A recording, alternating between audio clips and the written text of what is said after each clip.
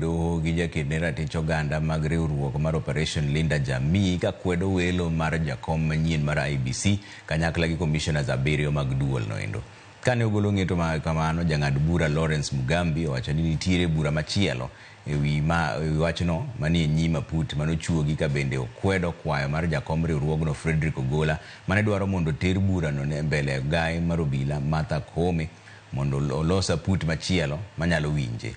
Okinde ma ochung' ne speaker mar od bura Moses Wetangula e burano bende dwaro mondo mi wit oko kucho burano dichiel. Nyaka sani nyinge apisas mag IEBC go osego chap e gazet mar piny owacho.